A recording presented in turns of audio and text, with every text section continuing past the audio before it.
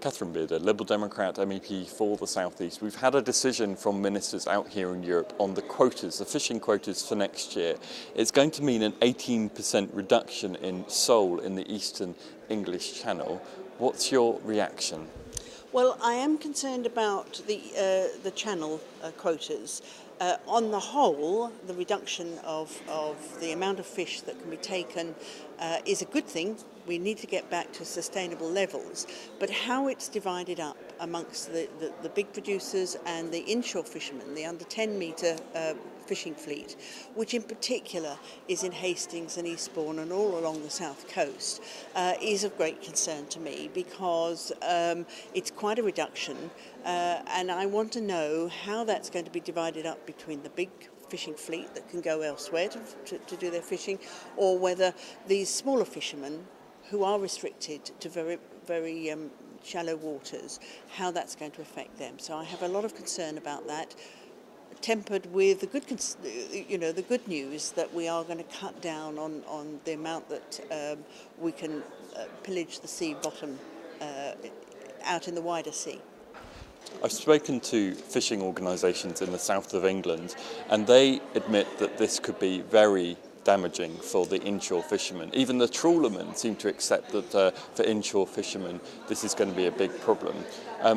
What does this mean, do you think? What could the implication of this be for the fleet in the southeast? Well, they are on the very edge now, and any reduction will be difficult for them to cope with. You have to remember these are fishing boats that go out in the same water every day and they need to fish from the same. So it's not in their interest to overfish that piece of water. They haven't got anywhere else that they can go. They know their fish, they know the piece of sea that they're fishing in. And so we need to be working with them to see what flexibility we can have, because not only do they know their fish, they know their sea, they know their market, and it's local market. So it's fish that comes into the local towns there. So that is something that we need to be making sure is taken into account when they actually set which quotas go to who. In the last round of the fisheries policy, they were badly treated in the UK, the small. Most of the quotas went to the very big fishing, what they call the producer organisations.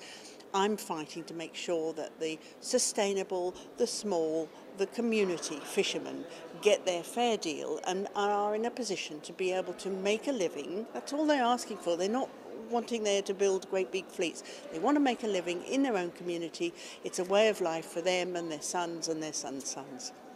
I mean, what do you make then of the fact that there is yet again a quota reduction for them when they say that they're kind of one of the most sustainable fishing areas in the UK or in Europe, and yet they're still going to be hit by a quota reduction? Does it seem fair?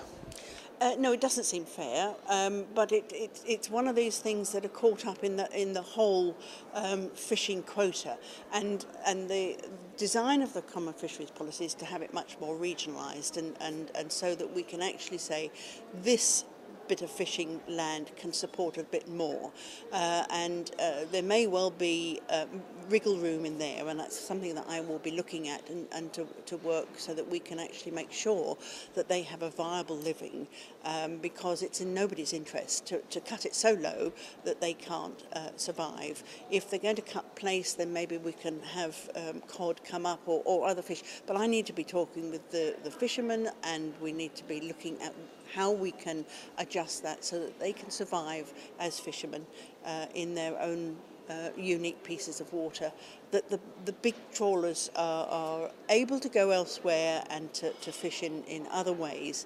I need to support my own local community fishermen.